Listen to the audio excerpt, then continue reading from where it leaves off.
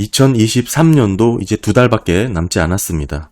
이번 금리 인상 사이클에 국채 투자를 하면서 중간 점검이라는 영상을 한번 올리기도 했었고요. 어느 정도 반환을 돌고 결말을 위해서 달려가는 국면으로 좀 보여집니다. 2024년은 어찌되었던 드디어 끝을 보게 될 한 해로 생각을 하고 있고요.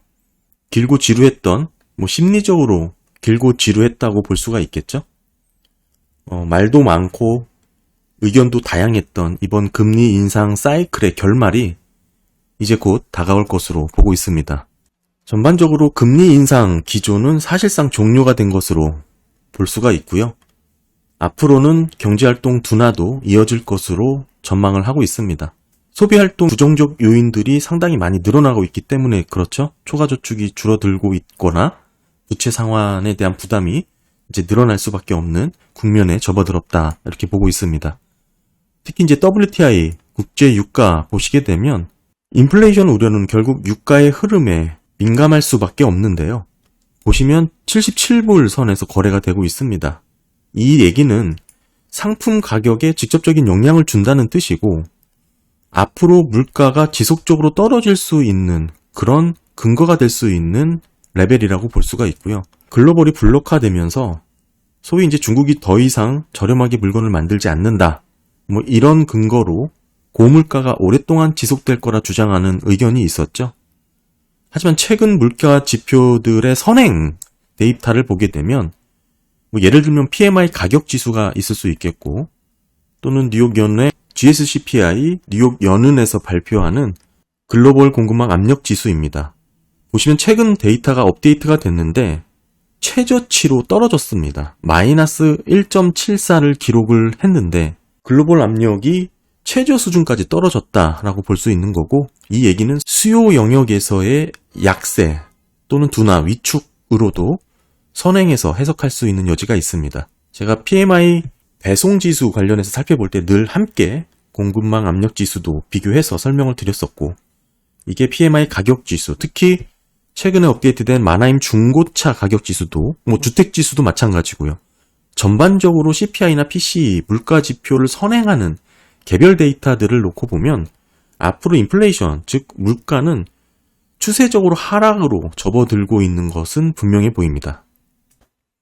그러다 보니까 어느 정도 물가가 안정적으로 잡혀나가는 모습이 여기저기서 나오고 있다 보니까 이제는 경제학적으로도 이번 인플레이션이 결국 코로나라는 특별한 시기가 만들어낸 일시적인 현상에 그칠 수 있겠다라는 내용이 힘을 받고 있는 것 또한 사실입니다.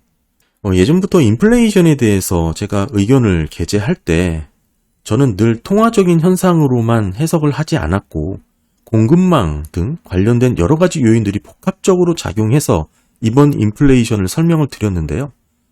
결국에는 돈을 많이 풀어서 즉 통화적 현상으로만 인플레이션을 해석하다 보면 상당히 거리감 있는 분석을 내릴 수밖에 없습니다. 저는 그 부분은 아니라고 계속해서 강조해서 말씀을 드렸고 보시는 차트는 M2입니다. 유동성이죠. 광의 유동성이라고 볼 수가 있고 08년도 이후에도 꾸준히 우상향을 하다가 2020년 코로나를 거치면서 기울기 각도가 달라졌습니다. 이거를 보고 돈이 풀려서 결국에는 광의통화, M2의 유동성이 급격하게 늘어났다 이렇게 해석을 하시는데 저는 그렇게 주장을 하지 않았었죠. 과거 08년도 위기 이후에도 양적 완화라는 것을 통해서 경기를 부양을 했습니다. 시장에 엄청나게 유동성을 공급을 했었어요. 보시면 당시에는 인플레이션 우려가 전혀 없었습니다. 그때만 하더라도 본원 통화의 증가, 즉 중앙은행의 대차대조표의 증가는 있어도 지금 보시는 M2 광의 통화의 변화는 크게 추세를 벗어나서 급격하게 늘어나지 않았습니다. 하지만 코로나라는 시기는 좀 특별했죠. 중앙은행을 거친 게 아니라 개인들에게 직접 돈을 꽂아줬습니다. 급격하게 M2가 늘어나는 현상이 나타났고 이게 결국에는 인플레이션을 좀 유발하는 요인으로도 영향을 줬다. 저는 그렇게 보고 있습니다. 즉 중앙은행의 시스템을 통해서 통화가 늘어났다. 08년도 위기 이후에 돈을 푼 경우를 말씀드리는 거죠. 이런 경우면 시스템 안에서 통화가 통제적으로 늘어나기 때문에 인플레이션의 우려가 발생하지 않을 만큼 유동성이 증가를 하게 됩니다.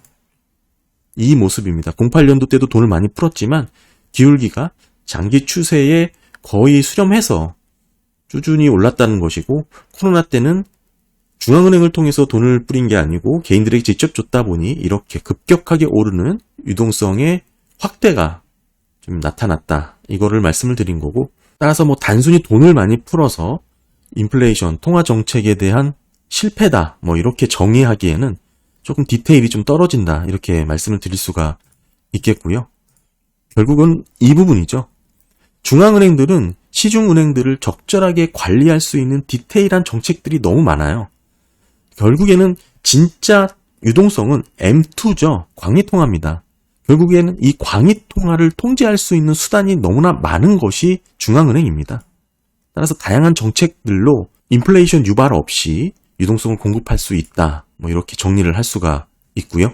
그렇다면 물가도 잘 잡히고 있고, 금리 인상 기조는 사실상 종료가 됐고, 경제활동은 둔화될 것이니까 뭐 사실상 24년 내년에는 인하 시점을 찾을 수밖에 없는 그런 국면에 접어들었다라고 말씀을 드릴 수가 있겠죠.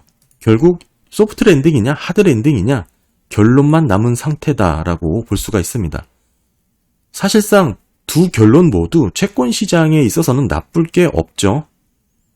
적당한 경기 둔화가 생겨서 지금의 고금리가 금리가 낮아지는 수준에 그칠 수 있는 연착륙, 소프트 랜딩 시나리오가 있고, 아니면 과거의 패턴처럼 예전 급격한 경기 침체가 나타나서 다시금 저금리 시대로 돌아갈 수 있는 상황도 아직도 뭐 가능성이 상당히 높습니다. 저는 여전히 후자의 가능성을 높게 보고 있는데, 이유에 대해서는 예전부터 꾸준히 관련 영상을 업로드했습니다. 24년의 경우에는 역시나 팬더멘털리 취약한 부분에서 불안 요인이 크게 나타날 수가 있습니다. 구체적으로는 상업용 부동산에 이제 만기 도래하는 대출 규모가 이슈가 될 수가 있고, 사실 이도 문제지만 저는 상업용 부동산을 기초 자산으로 하는 CLO, 파생상품에 대한 이슈가 더 큰 문제가 될 수 있다라고 한 6개월, 7개월 전에 영상을 올렸고요. 그 부분 여전히 상당히 유효한 그런 불안 요인이다라고 보고 있습니다. 그리고 24년 만기 도래하는 회사채의 규모, 특히 하이힐드 채권의 경우 그 위험이 확대될 것으로 보고 있고요. 23년까지는 만기 도래 물량이 크진 않았지만 24년부터 가파르게 증가를 하고 있습니다. 대체적으로 전망하는 규모가 비슷하고요. 뭐 이런 복합적인 요인들이 섞여서 결국에는 지역은행들조차 여전히 금융 불안 가능성이 살아있다고 보고 있습니다. 위험도가 여전히 지속될 것으로 보고 있고, 사실상 뭐 기본적으로는 자금 조달 비용이 커졌다라는 측면에서는 결국 현금 여력이 풍부한 S&P 500 기업을 제외해 놓고 볼 때 대부분의 취약 기업들은 영업 마진이 나빠질 수밖에 없습니다. 이 과정에서 뭐 실업률이 높아진다든지 뭐 주가의 가격 조정이 발생할 수밖에 없는 그런 구조적인 환경을 갖추고 있다라고 말씀을 드리고요. 그리고 보시면 지금의 실질 금리가 2.39죠. 뭐 불과 몇 주 전까지만 해도 2.5를 기록을 했던 시대입니다. 실질 금리가 이렇게 2.5%까지 치솟았다라는 것을 보면 저는 크게 두 가지 생각이 나는데요. 첫 번째, 이럴 때 위험 자산에 대한 투자. 저는 아무리 주가가 랠리를 이어간다고 해도 결코 대세 상승은 나타날 수가 없다라고 보고 있습니다. 잘해야 경기가 정말 튼튼하게 받쳐줘야 박스권에 갇힐 것이라고 보고 있는 거고, 게다가 저희가 오랫동안 투자를 하면서 저희 투자 원칙이 실질 금리가 이렇게 높아지는 구간에서는 위험자산 투자에 대한 비중을 현격하게 줄이거나 뭐 차라리 현금을 들고 있으면서 시장을 관망하는 것이 오히려 더 좋았다라는 경험이 있기 때문에 여전히 저는 그것을 고수하고 있습니다. 주가가 안 오른다 뭐 이렇게 말씀을 드릴 수는 없겠지만, 만약에 오르더라도 내가 안 먹어도 되는 그런 수익이다라고 좀 보고 있습니다. 모든 수익을 제가 취할 수는 없다라고 생각을 하고 있기 때문에 굳이 이런 구간에서 위험자산에 투자를 해야 될 만큼 이유를 찾기는 좀 어렵고요. 보통 이렇게 실질금리가 높아지면 고금리에 취약한 부분이 무너지게 되죠. 아무래도 이제 레버리지 비율이 있는 그런 주체들은 빠르게 타격을 받을 수밖에 없고, 그게 결국 위험자산 선호가 약화되는 그런 경로로 이어지게 되는 게 대부분입니다. 그리고 실질금리가 2.4%에 위치한 이 그래프를 보면서 제가 드는 생각 두 번째는 가장 고점이 높았을 때가 22년 중반이죠. 거의 3%대를 찍고 계속 떨어지고 있는데 이게 사실 인플레이션에 대한 영향을 숫자적으로 그대로 해석할 수 있는 그런 차트입니다. 인플레이션에 대한 부분이 사실 큰 영향을 미치고 있지 않다라고 볼 수가 있는 것이에요. 결국에는 시장이 인플레이션은 잡힐 것이다라는 판단을 하고 있는 것이고 이게 팁스가 결국에는 물가 연동 국채이기 때문에 이게 수익률이 오르긴 했어도 최근 몇 달 사이에 큰 변화가 없다라는 점을 놓고 보면 물가에 대한 시장의 판단은 여전히 긍정적으로 해석하고 있구나를 좀 엿볼 수가 있습니다. 과거 패턴을 보더라도 미국의 우량 주식이 장기적으로 우상향했다라는 그런 흔들림 없는 믿음이 있잖아요. 근데 사실 그 믿음은 저금리 기조에서 통하던 기본 로직입니다. 실질금리가 2.5%에 달하는 이런 구간에서는 사실 인플레이션을 반영한 주가 수준을 고려해야 되는 게 적당한데 그 부분이 사실 실질적으로 일어나기가 쉽지 않죠. 현실에서는. 그러다 보니까 어느 정도 가격 조정이 불가피해 보인다. 저는 그렇게 보여지고요. 또 이 말씀을 드리지 않을 수가 없는데 한때 주가는 빠지고 금리는 오르고 유가도 오른다. 이렇게 의견을 갖고 계셨던 분들이 있습니다. 한마디로 고물가 고금리가 장기화된다. 이렇게 주장을 하시는 분들이 있는데 거기에 대한 저의 의견은 그러한 패러다임 변화는 없다라고 일축했었죠. 많은 분들이 고금리의 장기화, 여러 가지 이유를 들면서 주장을 하며 고물가가 지속될 것이다, 고금리가 오래 갈 것이다, 이런 쪽에 베팅을 하던 분들도 있었을 텐데 사실 그러한 급격한 패러다임의 변화는 살면서 잘 일어나지 않습니다. 그런 내러티브에 흔들리지 않았으면 좋겠다라고 꾸준히 강조를 드리고 있고요. 그래서 정리를 좀 해보면 지금 10년물 금리 상단은 펀더멘털리 분석을 해보나 센티적으로 보나 5%를 넘기긴 어려워 보이는 게 사실 확인된 바입니다. 게다가 연준 정책의 기준금리는 추가적인 금리 상승은 사실상 끝난 것으로 보는 것이 맞고요.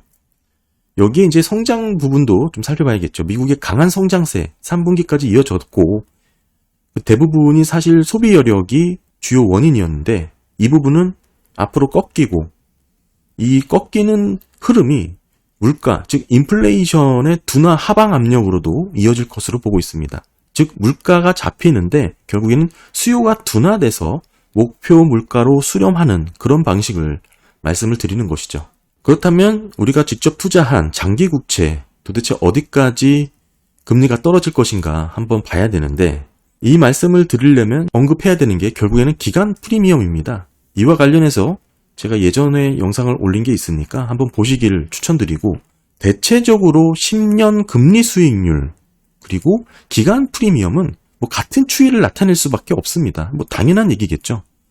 10년 금리 수익률이 높아지면 기간 프리미엄도 높아지고 금리 수익률이 떨어지면 기간 프리미엄도 떨어집니다. 너무나 자연스러운 일이고 문제는 10년물 수익률을 분해하는 과정에서 다양한 위험 프리미엄을 사실상 기간 프리미엄으로 혼용해서 해석하거나 이해하는 경향이 너무나 많습니다. 제가 이 부분에 대해서 지난 영상을 올렸으니까 한번 보시면 사실상 기간 프리미엄이 뭔지 이해를 하실 수가 있을 것이고 그렇다면 실제 위험 프리미엄과 기간 프리미엄의 차이를 분류해서 따져보면 과연 10년물 수익률이 어디까지 떨어질 수 있을지 가늠해 볼 수 있다고 생각을 합니다. 게다가 최근에 장기금리가 4%라는 저항 레벨을 뛰어넘어 5%까지 치솟게 된 주요 원인은 국채 발행 증가에 따른 공급 부담감이 컸습니다. 근데 사실 이게 지난 11월 1일 국채 발행 세부 계획에서 확인이 되었듯 지금 중장기물이죠. 특히 장기물 10년에서 30년물 국채 발행이 상당히 둔화되었습니다. 발행 확대가 둔화된 것이죠. 그러니까 순중이 줄어든 것입니다.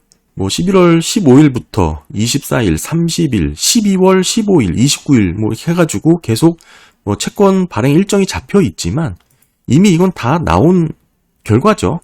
따라서 사실 채권 발행 일정에 대해서는 앞으로 시장에 반영된 부분이 크기 때문에 크게 수급 요인으로 흔들릴 요인은 상당히 적습니다. 특히 이제 차입자문위원회가 현재 국채금리 상승에 대한 어느 정도 금리 레벨에 대해서 부담과 의식을 하고 있다라는 점이 재확인이 되었는데 이 부분은 채권 금리 수익률을 결정하는 데 상당히 중요한 포인트가 될 수 있습니다. 보시면 11월 1일 재무부에 서한을 보냈는데 사실상 T빌의 발행 비중은 권고 범위 15에서 20% 수준을 유지하라고 가이던스를 주고 있습니다. 그런데 지금 치솟게 되는 장기금리를 놓고 보니 이 가이던스를 일부 벗어나서 높아지더라도 20년물 발행 비중을 늘리지 말라라고 의견을 제시하기도 했고요. 따라서 단기적으로는 앞으로 공급발 부담감은 확실히 줄어들 것이다 라고 생각을 하고 있습니다. 11월 국채 발행 계획 세부 발표 내용에서 결국에는 재정 확대를 위해서 국채 순중을 해야 되는데 이게 중기물 위주의 증액이 좀 늘어났다라고 말씀을 드렸죠. T빌은 줄어들고 중기물은 늘고 장기물도 소폭 줄어들고 뭐 이런 흐름이 나타났는데 따라서 11월부터 입찰 규모가 중기물의 부담을 주기 시작했습니다. 즉 3년물 어제 있었는데 국채 입찰 결과를 살펴보는 게 의미가 있을 것 같은데 한번 보시게 되면 11월 7일 있었던 입찰 결과입니다. 낙찰 수익률은 4.701%로 결정이 됐고 이게 뭐 전달과 비교하는 건 의미가 없다고 말씀을 드렸죠. 거래금리와 비교를 해야 되는데 일반적인 시장금리와는 다소 차이가 있을 수 있지만 크게 시장금리와 비교를 해도 나쁘지 않다. 왜냐면 우리가 WI 거래금리까지 확인하려면 블룸버그 터미널을 이용해야 되니까 그렇게까지 할 요인은 없죠. 결국에는 전체적인 채권 결과, 입찰 결과는 나쁘지 않았다라는 평을 하고 있습니다. 특히 이제 직접 응찰자라고 볼 수 있는 비율이 10월 3년물 입찰에서는 21%, 거의 22%였는데 이번에는 19%로 좀 줄어들었죠. 오히려 좀 부정적인 부분이긴 합니다. 이 부분은. 왜냐하면 직접 응찰자는 실수요자라고 볼 수 있는 이런 보험사 또는 연금, 금융기관들이기 때문에 사실상 이 비율이 높아지면 전체 비중에서 이 비율이 높아지면 수요 입찰에 대한 질이 좋다라고 평가를 하죠. 그리고 프라이머리 딜러의 비중이 낮아져야 좋습니다. 보시면 10월보다 더 낮아졌죠. 그러니까 남은 물량을 프라이머리 딜러들이 소화를 하는데 그 부분이 줄어들었다는 것은 결국에는 직접보다 간접 입찰자들 결국에는 이 부분에서 다 소화를 했다라고 볼 수가 있는 것이죠. 응찰률도 보시면 2.67배가 나왔는데 전달에는 2.56이 나왔습니다. 그거보다는 좀 좋아졌는데 6개 입찰 평균을 보면 2.79였습니다. 그러니까 그거보에 미치지 못했고요. 사실상 전반적으로 놓고 보면 3년물 입찰 결과가 좋았다라고 보기에는 좀 어렵죠. 어렵지만 종합적으로 긍정적으로 볼 수 있는 건 프라이머리 딜러들의 비중이 좀 줄어든 부분, 다만 응찰률은 조금 높아진 부분, 그리고 거래금리는 소폭 낮아진 부분, 이런 부분으로 종합적으로 평가를 해서 나쁘지 않았다, 선방했다라고 말씀을 드릴 수 있지만 결국 예전부터 제가 꾸준히 말씀드렸죠. 채권 발행에 대한 이런 입찰 결과는 사실은 금리에 직접적인 영향을 준다기보다는 그때그때 시장의 센티를 가늠해 볼 수 있을 정도로 좀 보는 게 맞습니다. 이게 입찰 결과가 아무리 좋았다 그래서 금리가 떨어지냐 그런 건 아니라는 것을 말씀을 드리는 거고 중장기적인 흐름에 그렇게 민감하게 반응하는 그런 입찰 결과라고 보기보다는 금리가 높으면 높은 대로 낮으면 낮은 대로 그 큰 트렌드 안에서 입찰 결과는 세세한 변동 그런 의미로 좀 해석을 하면 좋을 것 같습니다. 딱 이 정도 수준에서 국채 입찰에 대한 내용을 이해하시면 좋을 것 같습니다. 시장에 다양한 노이즈들이 있긴 하지만 군더더기 없이 상당히 좀 건조하게 시장을 지켜보면 채권 시장은 이미 악재를 충분히 반영을 했습니다. 등산으로 비유를 해보면 이제는 정상에서 하산하는 과정으로 볼 수가 있다고 보고요. 그게 잘 내려가면 소프트 랜딩이고 좀 과격하게 내려가면 하드 랜딩이죠. 결국에는 결전의 해가 이제 곧 다가온다라고 보여주고요. 이번 금리 인상 사이클의 끝을 보게 될 2024년 그 결말이 어떻게 될지 사실 이 두 가지 시나리오 중에 채권 투자 입장에서는 이 하드랜딩 쪽이 더 수익률 측면에서는 유리하겠죠. 어찌됐든 다 좋은 결과를 가져올 것이고, 다만 여러 가지 경제적인 데이터라든지 과거 통계를 놓고 보면 하드랜딩 쪽이 더 가능성이 높다. 여전히 그렇게 보고 있습니다. 네, 감사합니다.